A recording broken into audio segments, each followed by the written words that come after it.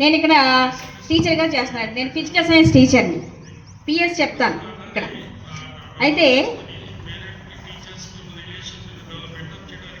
పిల్లలు ఇదివరకు మన పాతకాలంలో మనం చదువుకునే రోజుల్లో పిల్లలు తల్లిదండ్రులు పంపించేవాళ్ళు.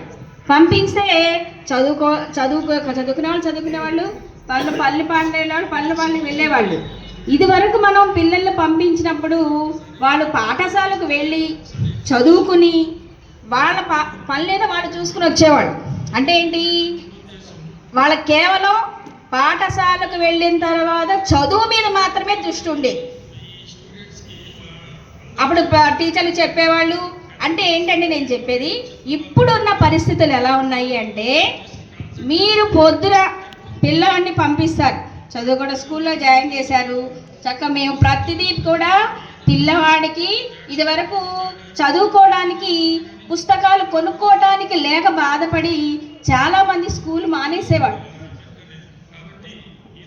యూనిఫామ్ లేవనో లేదో తినడానికి లేదనో కొంత నిరక్షరాస్యత ఎక్కడ వచ్చిందంటే పేదరికంలో నుంచి వచ్చింది.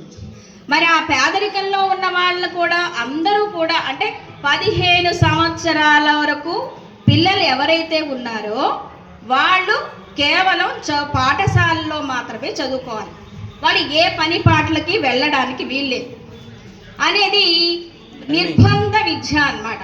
అంటే 15 సంవత్సరాలు వచ్చే లోపు పిల్లలందరినీ ఏం చేయాలి, మీరు స్కూల్కి పంపించాలి.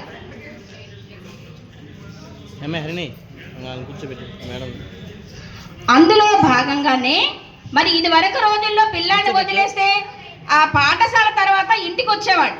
కానీ ఇప్పుడు పరిస్థితి ఎట్లా ఉందంటేనండి, ప్రతి పిల్లవాడు మీరు పొద్దున ఇంట్లో పిల్లాన్ని పంపించిన తర్వాత వాటి పాఠశాలకు వచ్చే లోపు వాటికి ఉండే వ్యాపకాలు. నేను ఒక చిన్న ఉదాహరణ చెబుతానండి.